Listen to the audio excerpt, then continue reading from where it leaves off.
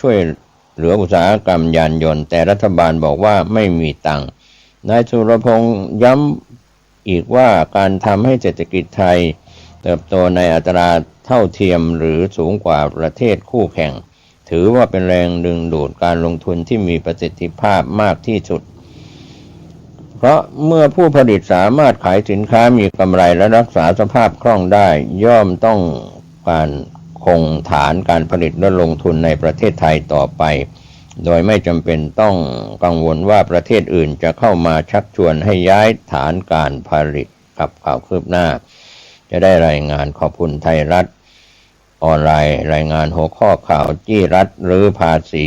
เหตุรถผลิตไทยกำลังแพ้ EV นำเข้าครองตลาด 62.58% ปิกอัพสุดกว่า 60% ข่าวคืบหน้าจะได้รายงานเพิ่มเติมไปทางด้านข่าวต่างประเทศเจ้าของโรงไฟฟ้าโซล่ารายใหญ่ของโปรตุเกสล้มละลายเมื่อผลิตไฟมากแต่ขายไฟได้ราคาต่ำก็เป็นข่าวจากต่างประเทศที่แหล่งข่าวได้รายงานว่าเจ้าของโรงไฟฟ้าโซล่ารายใหญ่ของ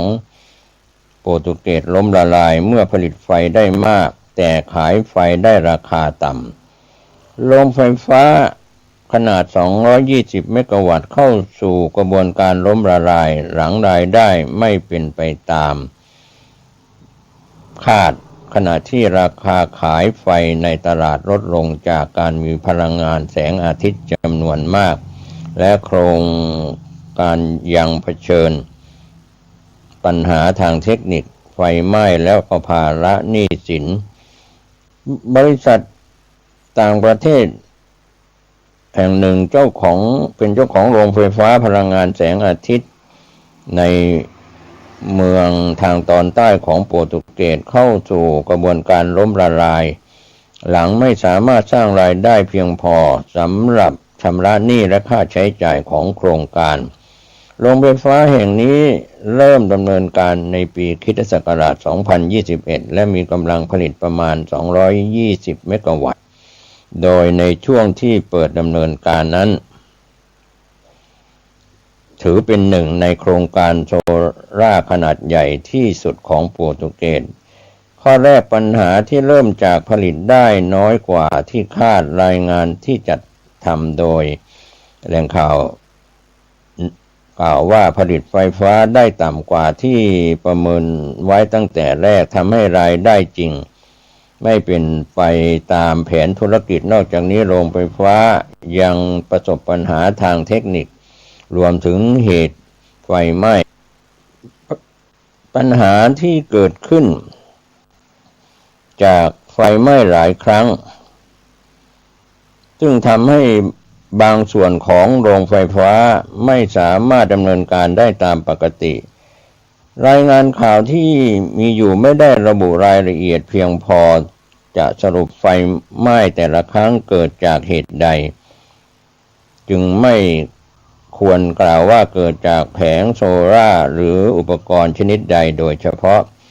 ปัญหาที่สองเป็นปัญหาใหญ่เมื่อราคาไฟฟ้าในตลาดตกต่ำอีกปัจจัยสำคัญตลาดไฟฟ้าในคาบสมุทรไอเบีเรียมีการติดตั้งพลังงานแสงอาทิตย์เพิ่มขึ้นอย่างรวดเร็วในวันที่มีแดดจัดโรงไฟฟ้าโซล่าร์จำนวนมากจะผลิตไฟฟ้าออกมาพร้อมกันในช่วงกลางวันทำให้มีไฟเข้าสู่ตลาดจำนวนมากในเวลาเดียวกันเมื่อไฟฟ้ามีมากกว่าความต้องการใช้ราคาขายจึงลดลงและในบางช่วงราคาสามารถลงไปถึงศูนย์หรือติดลบได้พูดง่ายๆโรงไฟฟ้าอาจยังสามารถผลิตไฟฟ้าได้แต่ไฟฟ้าที่ผลิตออกมาแต่ละหน่วยกลับขายได้ราคาถูกมากปัญหาที่สามไม่ใช่ว่าไฟล้นแล้วโรงไฟฟ้าถูกสั่งปิดทั้งหมดประเมินจึงต้องแยกให้ชัดเจนการที่ไฟฟ้าในตลาดมีมากเกินความต้องการสามารถให้ผู้ผลิตบางรายต้องลดการผลิตหรือถูก จำกัดการจ่ายไฟได้แต่ข่าวเกี่ยวกับโซล่าไม่ได้ระบุบริษัทล้มละลายเพราะถูกสั่งหยุดผลิตเนื่องจากไฟฟ้าล้นระบบปัญหาหลักที่ระบุไว้คือรายได้ต่ำกว่าที่คาดซึ่งเกิดจากหลายปัจจัยร่วมกันโดยเฉพาะปริมาณการผลิตที่ต่ำกว่าคาดและราคาขายไฟในตลาดลดลงดังนั้นไม่ควรสรุปว่าผลิตไฟมากเกินไปจนขายไม่ได้แล้วโรงไฟฟ้าจึงล้มละลายแต่ควรเข้าใจว่าเมื่อโซล่าผลิตพร้อมกันจำนวนมากราคาตลาดไฟก็ลดลงทำให้รายได้จากไฟฟ้าแต่ละหน่วยต่ำลงขณะที่โรงไฟฟ้ายังมีหนี้และก็ค่าใช้จ่ายที่ต้องจ่ายส่วนปัญหาที่4จุดสำคัญคือโรงไฟฟ้าไม่ได้มีราคาขายไฟที่รัฐรับประกันไม่ได้มีระบบราคาขายไฟแบบที่รัฐบาลรับประกันราคาคงที่ให้ตลอดเวลาในช่วงปีค.ศ. 2022 ถึง 2023 บริษัทขายไฟผ่าน PPA หรือสัญญาซื้อขายไฟระยะยาวซึ่งช่วยให้รายได้มีความแน่นอนมากกว่าการที่พึ่งราคาตลาดแบบเดิมในรูปแบบเดิมในปีค.ศ. 2024 บริษัทเปลี่ยนไปขายไฟในตลาดมากขึ้นทำให้ต้องรับความเสี่ยงจากราคาตลาดโดยตรงเมื่อราคาตลาดตกต่ำจากการที่มีไฟฟ้าจากโซล่าจำนวนมากรายได้ของโครงการจึงได้รับผลกระทบโดยตรงปัญหาที่5ทำไมเรื่องนี้จึงกลายเป็นปัญหาทางการเงินก็เป็นเรื่องที่โรงไฟฟ้ามีค่าใช้จ่ายและหนี้จำนวนมากจึงต้องจ่ายไม่ว่าราคาขายไฟจะเป็นเท่าไหร่ถ้าคาดว่าจะขายไฟฟ้าหน่วยละ100แต่ในความเป็นจริงราคาตลาดลดลงเหลือ40หรือบางช่วงก็เหลือ0รายได้จะหายไปเป็นอย่างมากถ้าโรงไฟฟ้ายังผลิตไฟน้อยกว่าที่คาดก็มีอุปกรณ์ขัดข้องต้องซ่อมแซมจากเหตุไฟไหม้บ้างและมีภาระหนี้อยู่ในปัญหาก็จะยิ่งรุนแรงขึ้นท้ายที่สุดบริษัทจึงไม่สามารถสร้างรายได้เพียงพอที่จะชำระหนี้และภาระทางการเงินได้ปัญหาที่6ยังมีปัญหากับผู้รับเหมาก่อสร้างบริษัทจีนที่รับผิดชอบการก่อสร้างโครงการโดยมีการเรียกร้องจำนวนมากระหว่างที่ทั้งสองฝ่ายและข้อพิพาทอยู่ในกระบวนการอนุญาโตตุลาการจึงไม่ได้มีเพียงปัญหาราคาขายไฟฟ้าเท่านั้นแต่เป็นปัญหาทางการเงินที่เกิดจากหลายด้านพร้อมกันปัญหาที่7โรงไฟฟ้าไม่ได้หมายความว่าจะหายไปการเข้าสู่กระบวนการล้มละลายของบริษัทเจ้าของโครงการไม่ได้หมายความว่าโรงไฟฟ้าจะต้องถูกรื้อถอนหรือหยุดผลิตไฟถาวรแนวทางหนึ่งที่ก็คือการหานักลงทุนรายใหม่เข้ามาซื้อหรือบริการในสินทรัพย์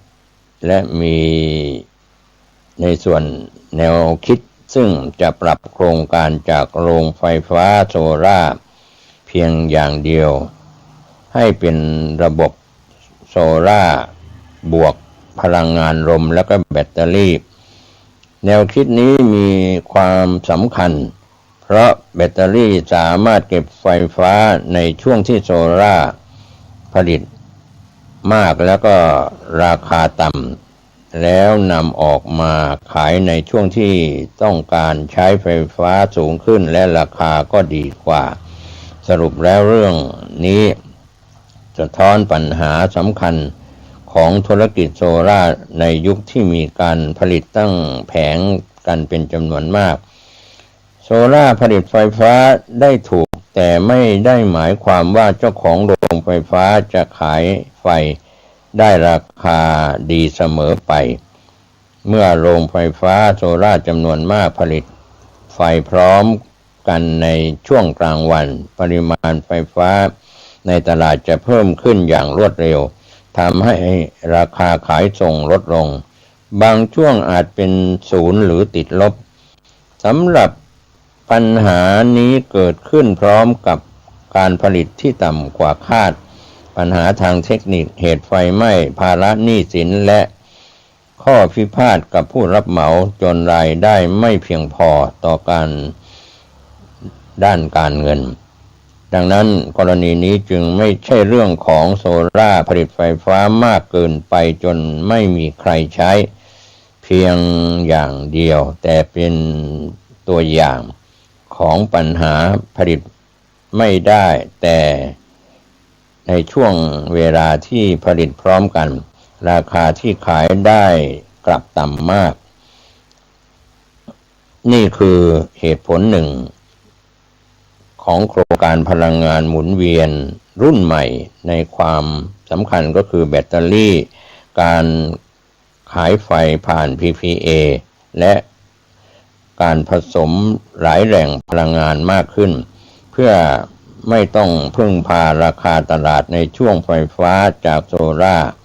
ออกมาพร้อมกันจำนวนมากเจ้าของโรงไฟฟ้าโซล่าขนาดใหญ่ในโปรตุเกสเข้าสู่ระบบการล้มละลายหลังผลิตไฟต่ำกว่าคาดขณะที่ราคาไฟในตลาดตกต่ำแม้จะมีกำลังผลิตโซล่าที่เพิ่มขึ้นกระทบรายได้จนไม่เพียงพอต่อภาระหนี้และต้นทุนดำเนินการครับก็เป็นส่วนแหล่งข่าวจากต่างประเทศในหัวข้อข่าวเจ้าของโรงไฟฟ้าโซล่ารายใหญ่ของโปรตุเกสต่างประเทศล้มละลายเมื่อผลิตไฟได้มากแต่ขายไฟได้ราคาต่ำข่าวคืบหน้าจะได้รายงานเพิ่มเติมขอบคุณแหล่งข่าวจากต่างประเทศวันนี้ข่าวชาวบ้านหมดเวลาลงผมเกษตรเพชรสำริดบรรณาธิการข่าวก้าวหน้านิวออนไลน์ขอบคุณสื่อสารมวลชนทุกแขนงสาขาทั้งสื่อไทยสื่อเทศรวมถึงแหล่งข่าวทั้งภายในประเทศต่างประเทศที่ได้รายงานข่าวก็เป็นส่วนหนึ่งของการทำหน้าที่สื่อสารมวลชนสื่อไทยสื่อเทศท่านติดตามข้อมูลข่าวสารเสพข่าวอย่างชาญฉลาดขอบคุณสถานีวิทยุกระจายเสียงภาพปกติและวิทยุออนไลน์ทีวีออนไลน์ขอบคุณท่านที่เข้าติดตามข้อมูลข่าวผ่านเว็บไซต์ www.gawnawnews.com ก็เป็นเว็บไซต์ได้ลิงก์สัญญาณในเรื่องของหนังสือพิมพ์ออนไลน์มาในหลายช่วงหลายปีขอบคุณที่ได้สะท้อนข่าวไทยข่าวเทศในรอบ24ชั่วโมงท่านดูแลสุขภาพตัวท่านเองเดินทางขึ้นเหนือร่องใต้ติดตามการพยากรณ์อากาศจากกรมอุตุนิยมวิทยาดินฟ้าอากาศในช่วงฤดูฝนขับรถด้วยความไม่ประมาทฝนตกถนนลื่นหรือในบางพื้นที่ถูกน้ำท่วมขอบคุณกับความไม่ประมาทสวัสดีครับ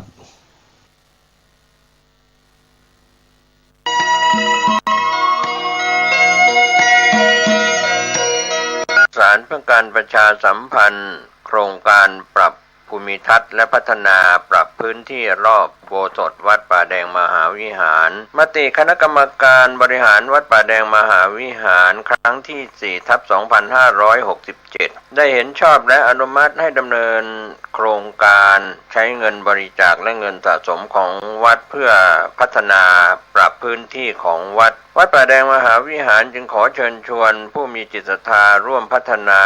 เพื่อถวายเป็นพระราชกุศลถวายพระเจ้าสามฝั่งแกนและพระเทวีพระเจ้าติโลกราชพระเมืองแก้วและอดีตเจ้าอาวาสวัดป่าแดงมหาวิหารขอเชิญชวนผู้มีจิตศรัทธา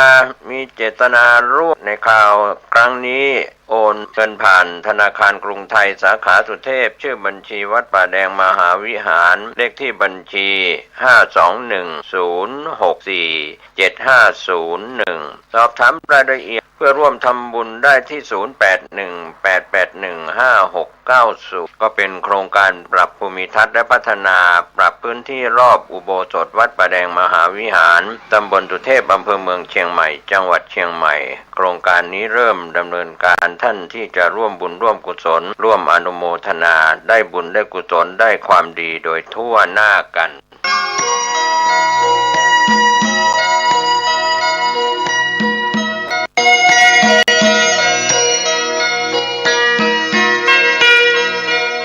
ข่าวสารเพื่อการประชาสัมพันธ์ขอเชิญร่วมพิธีเททองหล่อพระพุทธมหาจักรพรรดินาคปรกเจริญพระพุทธมนต์สืบชะตาแบบล้านนาเจริญอายุวัฒนมงคล80ปีพระครูอาทรวิสุทธิคุณเจ้าคณะอำเภอหางดงเจ้าวาดวัดหนองตองได้มีการจัดกิจกรรม2วัน6กันยายนพิธีทักษิณานุปทานและวันที่7กันยายน2569ช่วงเช้า 9 นาฬิกามีพิธีเจริญพระพุทธมนต์ธรรมจักรกับปวัตนสูตรสืบชะตาหลวงรับไทย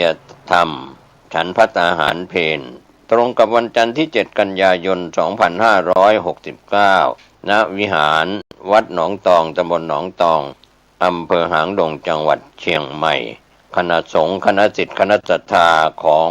พระครูอาทรวิสุทธิคุณเจ้าคณะอำเภอหางดงเจ้าอาวาสวัดหนองตองคณะศรัทธาและศิษยานุศิษย์ทุกหลังคาเรือนขอเชิญท่านร่วมเป็นเจ้าภาพตั้งโรงทานเป็นเจ้าภาพในงานสืบชะตาในคราวครั้งนี้ติดต่อสอบถามรายละเอียดและร่วมทำบุญได้ที่0819503471ได้ตั้งแต่บัดนี้เป็นต้นไปก็ขอท่านร่วมงานบุญในพิธี6และ7กันยายนพุทธศักราช2569ณวัดหนองตองตำบลหนองตองอำเภอหางดงจังหวัดเชียงใหม่ได้บุญได้กุศลได้ความดีโดยทั่วหน้ากัน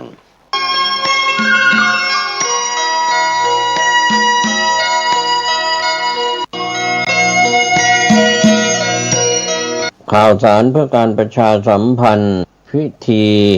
ทำบุญอายุวัฒนมงคล80ปี60พรรษาพระครู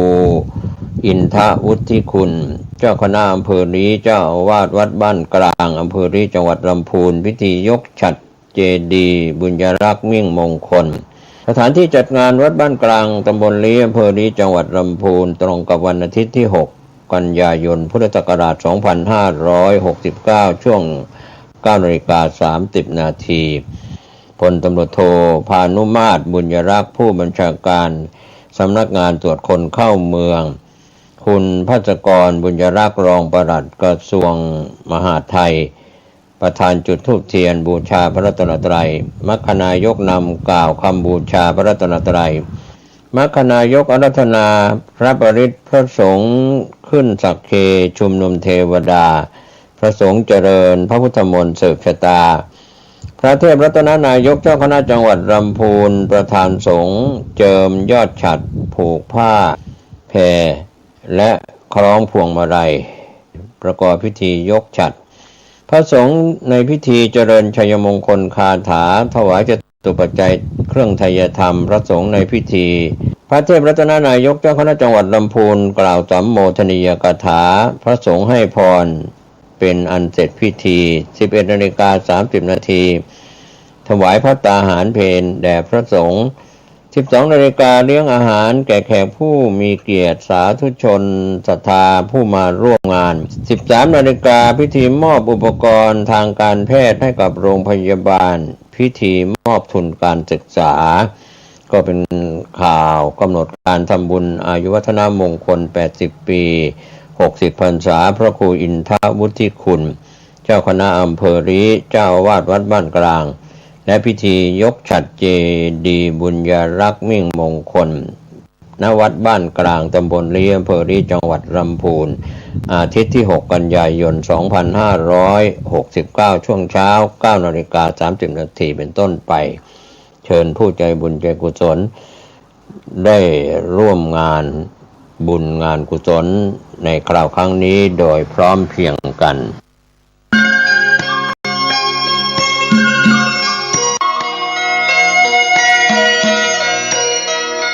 ข่าวสารเพื่อการประชาสัมพันธ์งานทำบุญเสริมชะตาพระอธิการบุญเพ็งปิยธรรมโมเจ้าวาดวัดใหม่ห้วยทรายตำบลสุเทพอำเภอเมืองเชียงใหม่จังหวัดเชียงใหม่คณะสงฆ์คณะศิษยานุศิษย์คณะศรัทธาจัดงานวันอาทิตย์ที่ 27 กันยายน พุทธศักราช 2569 มีพิธีเจริญพุทธมนต์สืบชะตาช่วงเช้า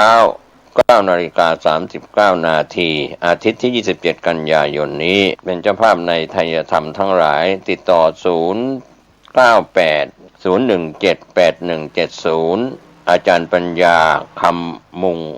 คุณวยาวัจกรวัดใหม่ห้วยทรายก็ขออนุโมทนากับหลายท่านที่ร่วมเป็นเจ้าภาพในพิธีสืบชะตาอายุพระอธิการบุญเพ็งปิยธรรมโมเจ้าวาดวัดใหม่ห้วยทรายอาทิตย์ที่ 27 กันยายน 2569 ช่วงเช้า 9:39 นาทีได้บุญได้กุศลโดยทั่วหน้ากันอย่างใดก็ต้องขออนุโมทนาขอบใจ